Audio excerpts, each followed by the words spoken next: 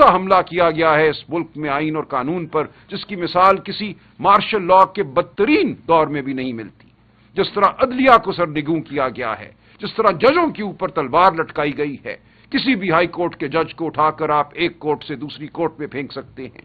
آپ supreme court سے خائف تھے تو آپ نے سپریم کورٹ کو منہدم کر دیا، اس کو ایک ذیلی عدالت بنا دیا، کیونکہ سپریم کورٹ آئین کی بات کرتی تھی. سپریم کورٹ نے ملٹری کورٹس کے خلاف فیصلہ دیا، اس کو سزا نہیں دے سکتا.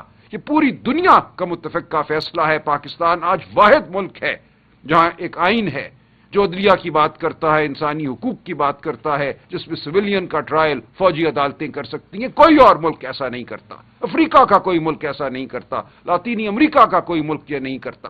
ان ملکوں میں بھی شورش ہے، ان ملکوں میں بھی دہشت گردی ہے، لیکن کچھ اصول ہیں جو پوری دنیا نے اپنا لیے ہیں. پاکستان آج پوری دنیا سے پیچھے کھڑا ہے.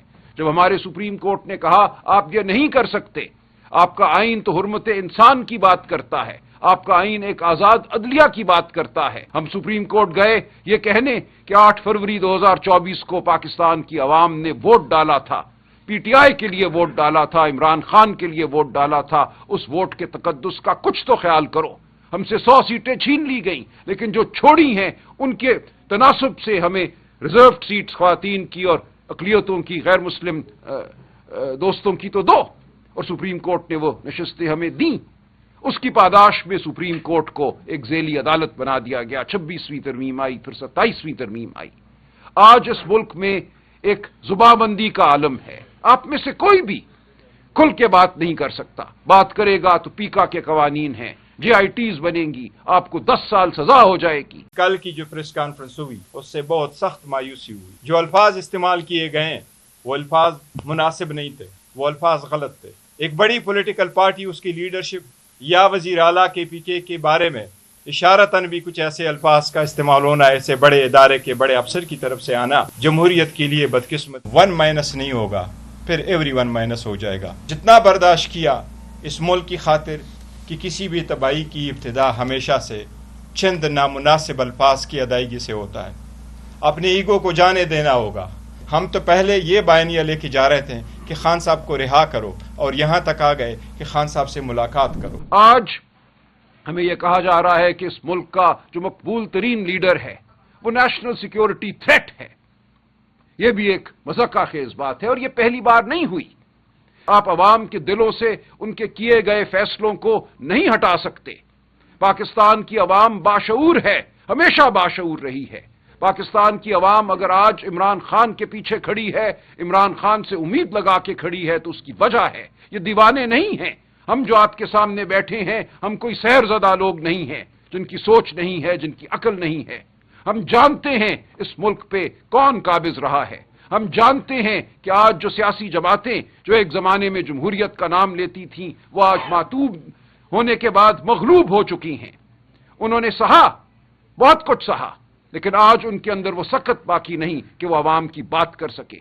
وہ سر جھکائے نوکری کر رہی ہیں. پاکستان کی عوام جانتی ہے کہ ایک ہی پارٹی ہے اور ایک ہی شخص ہے، اور اس کے ساتھ اس کے اتحادی ہیں جو پاکستان کے عوام کی بات کرنے کی طاقت رکھتے ہیں، جو یہ کہہ سکتے ہیں کہ ہم نے پاکستان کی عوام کو نوکری دینی ہے، یہ ریاست کی ذمہ داری ہے کہ نوکری ملے. چند دن پہلے ہمارے آج کے وزیر خزانہ صاحب نے کہا کہ یہ ریاست کی ذمہ داری نہیں ہے کہ عوام کو نوکریاں دے. یہ افسوس کا مقام ہے. کیا ہے ترقی اگر آپ کو آپ کے بچوں کو روزگار نہیں ملتی؟ تو کیا کروں میں اس ترقی کا جس سے کوئی سیٹ امیر سے امیر تر ہوتا ہے اور آپ کے گھر چولہا نہیں جلتا؟ تو ہم نے اس سیاست کو آگے لے کے چلنا ہے جو عوام دوست سیاست ہے، اور پاکستان کی عوام جانتی ہے وہ عوام دوست سیاست کون کر رہا ہے اور کون کرنے کی سخت رکھتا ہے. کون بے نیاز ہے عہدے سے، کون سیاست میں اس لیے ہے کہ ملک کے لیے کچھ کر سکے، عوام کے لیے کچھ کر سکے، نوجوانوں کے لیے کچھ کر سکے. آج اگر ہم کٹے ہوئے ہیں اپنے تمام پڑوسی ممالک سے تو اس کی کیا وجہ ہے؟ کہا یہ جاتا ہے کہ اپنی برآمدات کو بڑھاؤ، ایکسپورٹس کو بڑھاؤ. دنیا کا ہر ملک سب سے زیادہ ایکسپورٹ، سب سے زیادہ برآمدات اپنے پڑوسی ممالک کو کرتا ہے. آج افغانستان سے ہمارا بارڈر بند ہے. ایران کے ساتھ معاملات ہم ٹھیک کرنے کی کوشش کر رہے ہیں، خدا را وہ ٹھیک ہو جائیں، خدا کرے کہ ایسا ہو. بھارت کے ساتھ جو معاملات ہیں وہ ہیں. لیکن ایک پورا مجموعی طور پہ جب ہم ایک تناظر دیکھتے ہیں اس خطے کا تو ہمیں نظر آتا ہے کہ جو جبر کے ادوار میں فیصلے کیے گئے ان کا خمیازہ ہم آج بھی بھگت رہے ہیں۔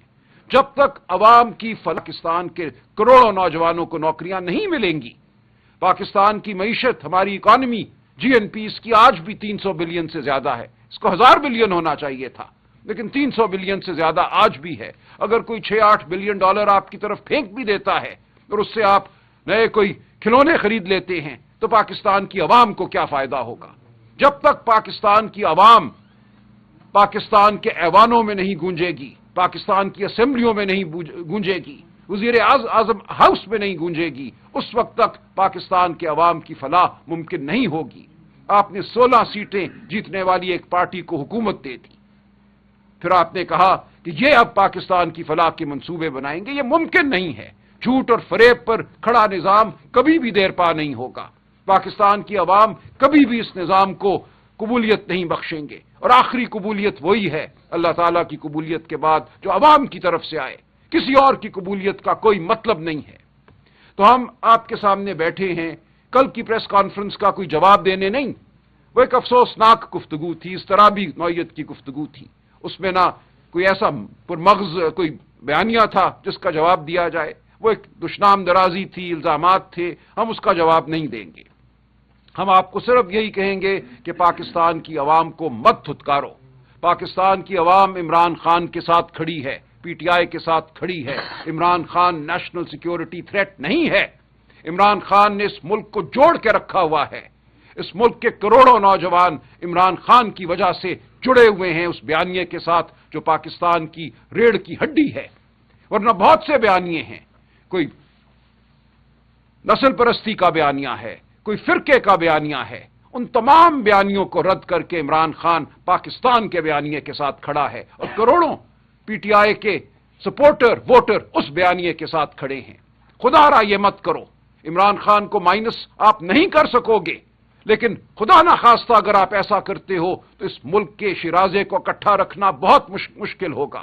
خیبر پختونخوا پہ اگر آپ حملہ کرتے ہو، وہاں اگر آپ منتخب حکومت کو ہٹا کر وہاں کی عوام پر مسلط کرتے ہو ایک غیر منتخب نظام، تو پھر آپ خود جو حالات ہوں گے ان کے ذمہ دار ہوگے۔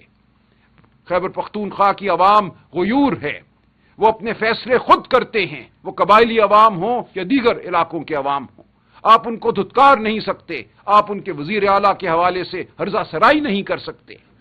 کوئی بھی گفتگو ہوئی ہو، آپ کو گفتگو نامناسب لگی ہو، ہم بات کرنے کو تیار ہیں۔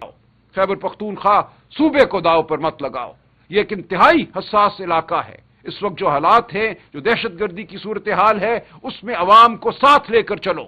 پی ٹی آئی اس وقت سب سے بڑی طاقت ہے ملک کی، جو ملک کو فلاح کی جانب لے جا سکتی۔ اس ملک کے عوام کی آواز پی ٹی آئی ہے، عمران خان ہے۔ ہمارے بغیر کوئی جنگ نہیں جیتی جا سکتی، پاکستان کے عوام کے بغیر کوئی جنگ نہیں جیتی جا سکتی۔ جنگ ایک دن کا، 2 دن کا، 3 دن کا مارکا نہیں ہے، یہ ایک بہت بڑی جد و جہد ہے۔ اس بڑی جد و جہد میں اداروں کو اور عوام کو ساتھ چلنا ہے۔ اب بھی موقع ہے کہ اس ملک میں انتشار پیدا نہ ہو۔ ہمیں روز سوشل میڈیا کہتا ہے بزدل کے عادت، لایا عمل دو، یلغار کا اعلان کرو، کیوں نہیں کرتے؟ کیوں بیٹھے ہو؟ کیوں صبر کیے بیٹھے ہو؟ ہم بیٹھے ہیں اس لیے کہ ہمیں پاکستان عزیز ہے۔ ہم نہیں چاہتے کہ پاکستان میں انتشار ہو، ہم نہیں چاہتے کہ ہمارے بچوں پر گولیاں چلے، وہ شہید ہوں۔ ہم چاہتے ہیں کہ بیٹھ کر مکالمہ ہو اور ہم اس جانب بڑھیں جو سچائی کی منزل ہے، جو عوام کی آواز ہے، اس کے مطابق ہم فلاح کو ڈھونڈیں، اور ہم سب اکٹھے بیٹھ کر یہ کر سکتے ہیں۔ اگر آپ بات کرو گے تو آپ دیکھو گے کہ یہاں تجربہ بھی ہے، یہاں دانش بھی ہے، اور سب سے بڑھ کر یہاں وہ چیز ہے جو آپ کے پاس نہیں ہے، لیجٹمیسی ہے، عوام کی طاقت ہے، عوام کی تائید ہے۔ تو آپ سے گزارش یہ ہے اور آپ کو تنبیہ بھی ہے کہ خدا کے لیے پاکستان کو مت دھکیلو تاریکیوں کی جانب۔ یہ بہت بار ہو چکا، ڈیکیڈ آف ڈیولپمنٹ بہت بار بنائی جا چکی، بہت بار بین الاقوامی ایکسپرٹ آئے، معاشی ایکسپرٹ آئے، چارٹ لے کر آئے، پاور پوائنٹ لے کر آئے، بہت بار یہ ہوا کہ بس اب سب ٹھیک ہو گیا، اب اڑان یقینی ہے، کبھی بھی اڑان نہیں ہوئی۔ آج پھر ہم وہیں کھڑے ہیں، وہی غلطی آپ پھر دہرانے جا رہے ہو، تو یہ مت کرو۔ جو لوگ اس ملک کے ہمدرد ہیں، محب وطن ہیں، ہم آپ کے سامنے موجود ہیں، ہم اس ملک کے لیے، اس ملک کی فلاح کے لیے ہر وہ قدم اٹھائیں گے جو ضروری ہے۔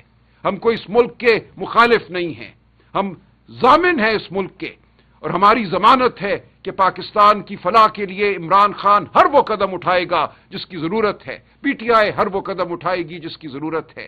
تو انتشار کی کوئی ضرورت نہیں ہے، لوگوں کو مارنا دھاڑنا جو آپ نے 9 مئی کے بعد کیا، چادر چار دیواری کو جس طرح پامال کیا، میں آج بھی روتا ہوں رات کو، بچوں کو میں نے جیلوں میں بند دیکھا، بیویوں نے مجھے تھپڑوں کے نشان دکھائے گھروں میں۔ آپ نے یہ سب کچھ کیا، جھوٹے مقدمے بنائے، عدالتوں سے جھوٹی سزائیں دلوائیں۔ اب بس کرو، اب یہ آگے یہ قوم اس کی متحمل نہیں ہو سکتی، یہ اس قوم کا مقدر نہیں تھا، اس لیے یہ پاکستان نہیں بنا تھا۔ تو ہم اس لیے آپ کے سامنے آج حاضر ہوئے ہیں کہ معاملات کو تناظر میں رکھا جائے۔ اینٹ کا جواب، جیسا گور صاحب نے کہا، پتھر سے دینا بہت آسان ہے، لیکن اس میں ملک کی فلاح نہیں ہے، ہم ایسا نہیں کریں گے۔ ایسا میں ہوا ہے، عوام کو بتانا ضروری ہے۔ 180 سیٹوں سے 91 کے ساتھ بیٹھے، آج 76 رہ گئے۔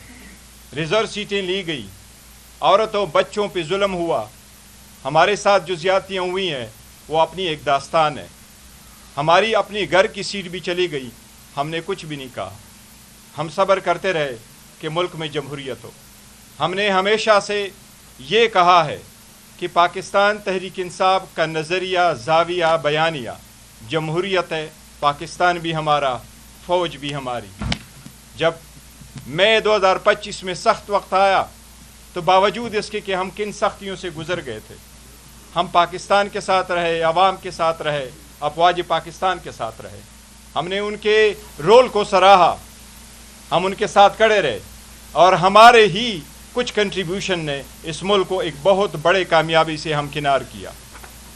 ہم یہ واضح کریں کہ اس کے باوجود کہ 26ویں ترمیم میں کیا ہوا تھا، 27ویں ترمیم کس طرح منظور ہوئی، ان سب کچھ کے بعد ہم سمجھ رہے تھے کہ شاید آخر کار ہم بہتری کی طرف چلے جائیں گے، لیکن کل کی جو پریس کانفرنس ہوئی اس سے بہت سخت مایوسی ہوئی۔ جو الفاظ استعمال کیے گئے ہیں وہ الفاظ مناسب نہیں تھے، وہ الفاظ غلط تھے۔ ایک بڑی پولیٹیکل پارٹی، اس کی لیڈرشپ یا وزیر اعلیٰ کے پی کے بارے میں اشارتاً بھی کچھ ایسے الفاظ کا استعمال ہونا، ایسے بڑے ادارے کے بڑے افسر کی طرف سے آنا، جمہوریت کے لیے بدقسمتی ہے، اچھا شگون نہیں ہے۔ ہم نہیں چاہتے، کوئی ہے ہمارا بھی کر رہے، لیکن واضح کرنا چاہ رہے کہ شاید کچھ لوگ لڑوانا چاہ رہے ہیں کہ بڑی پارٹی کے ورکر اور ایک بڑے ادارے کے لوگ کوئی آپس میں لڑ پڑے۔ ایسا ہرگز نہیں ہونا چاہیے، لیکن یہ واضح کہ پاکستان تحریک انصاف اس بات سمجھتی ہے کہ کسی بھی تباہی کی ابتدا ہمیشہ سے چند نامناسب الفاظ کی ادائیگی سے ہوتا ہے۔ اپنے ایگو کو جانے دینا ہوگا، ایک دوسرے کو سپیس دینا ہوگا، کسی اچھی طرح سمت میں بڑھنا ہوگا۔ اگر جیل میں لیڈر جیل میں ہے، کیسز اس پہ بنے ہوئے ہیں، بوگس کیسز بنے ہوئے ہیں، 25 میں کنوکشن ہوئی ہے، آج دسمبر 2025 ہے، اس کا کیس لگ نہیں رہا، ملاقاتیں ہو نہیں رہی، لیڈرشپ کی ملاقاتیں نہیں ہو رہی، کیس لگ نہیں رہے ہیں۔ ہم تو پہلے یہ بیانیہ لے کے جا رہے تھے کہ خان صاحب کو رہا کرو، اور یہاں تک آ گئے کہ خان صاحب سے ملاقات کرو۔